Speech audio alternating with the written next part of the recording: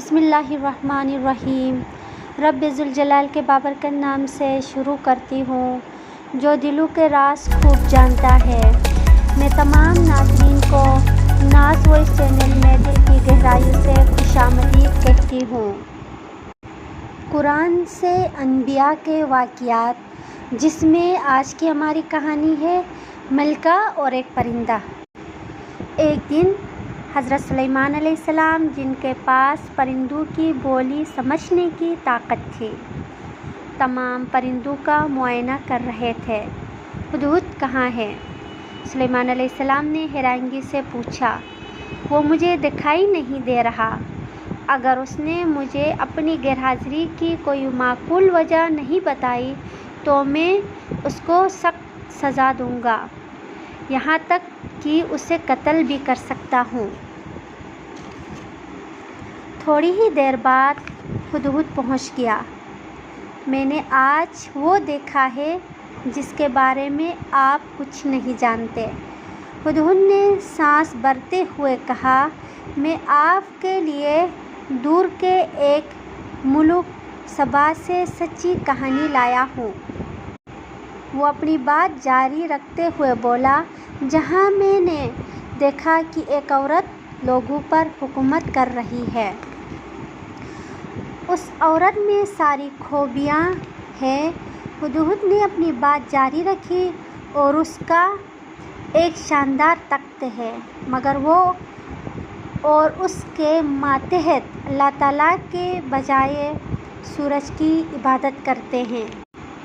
ہدہد بات آگے بڑھاتے ہوئے بولا، شیطان نے ان کو یہ یقین دلا دیا ہے کہ وہ جو کر رہے ہیں بالکل صحیح ہے، اور اس نے ان کو صحیح راستے سے بھٹکا دیا ہے، لہٰذا وہ اس اللہ کی عبادت نہیں کرتے جس نے ان پہ زمین و آسمان کی پوشیدہ چیزوں کو ظاہر کیا۔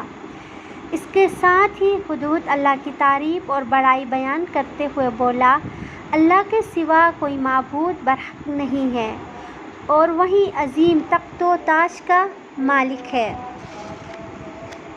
حضرت سلیمان علیہ السلام نے ہدہد کو ایک خط دیا کہ یہ ملکہ تک پہنچاؤ اور اس سے اس کا جواب لے کر واپس آؤ۔ اس نے اپنے وزیروں سے خط کے بارے میں مشورہ کیا، اور انہوں نے حضرت سلیمان علیہ السلام کے خلاف جنگ کا مشورہ دیا، لیکن ملکہ نے نہایت دانش مندی سے جواب دیا، جب بادشاہ کسی شہر پر حملہ کرتے ہیں تو وہ اس شہر کو اور اس کے لوگوں کو تباہ و برباد کر دیتے ہیں، یہی ان کا طریقہ رہا ہے۔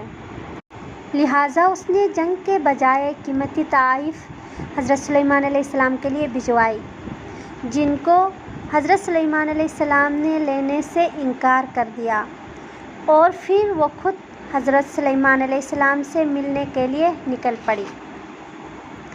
اسی دوران حضرت سلیمان علیہ السلام نے اپنے لوگوں سے پوچھا، تم میں سے کوئی ایسا ہے جو ملکہ کے یہاں پہنچنے سے پہلے اس کا تخت یہاں لے کر آ جائے؟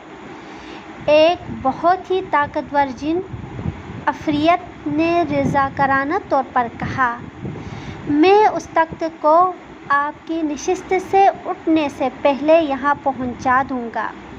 لیکن اسی کا ایک ساتھی جو کہ کتاب کے معاملے میں گہری مہارت رکھتا تھا، آنکھ چپکنے سے پہلے تخت لا کر رکھ دیا۔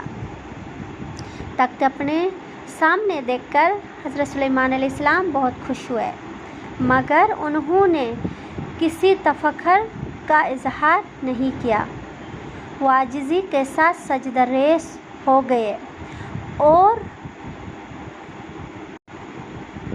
اللہ کا شکر ادا کیا اور دعا کی، یہ میرے پروردگار کی مجھ پر مہربانی ہے، اور اسی طرح وہ میری شکر گزاری کو آزماتا ہے۔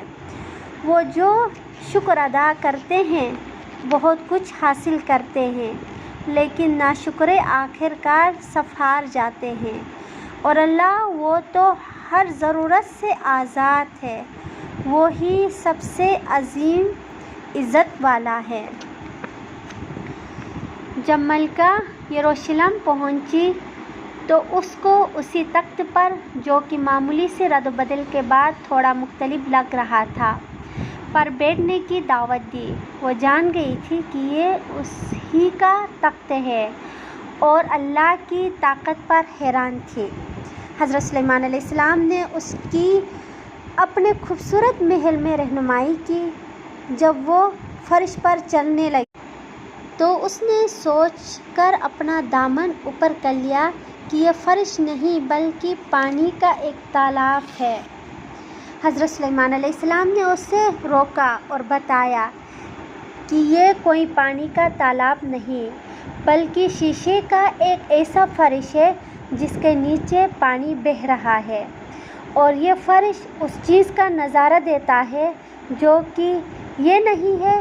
اسی طرح حقیقت صرف ایک ہی ہے اور وہ ہے اللہ، ہم سب کا خالق۔ لہٰذا ملکہ کو چاہیے کہ وہ سورج کی عبادت چھوڑ دے اور اس کی عبادت کرے جو ان سب کو تخلیق کرنے والا ہے۔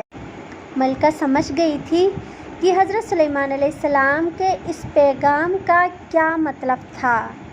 اسی وقت یہ کہتے ہوئے ان کا مذہب قبول کر لیا کہ اے میرے مالک، بے شک میں گناہ گار ہوں، مگر اب میں حضرت سلیمان علیہ السلام کے ساتھ اپنے آپ کو اسلام کی اطاعت کے لیے وقف کرتی ہوں، اور میں اپنے آپ کو حضرت سلیمان کی طرح دونوں جہانوں کے مالک کے لیے وقف کرتی ہوں۔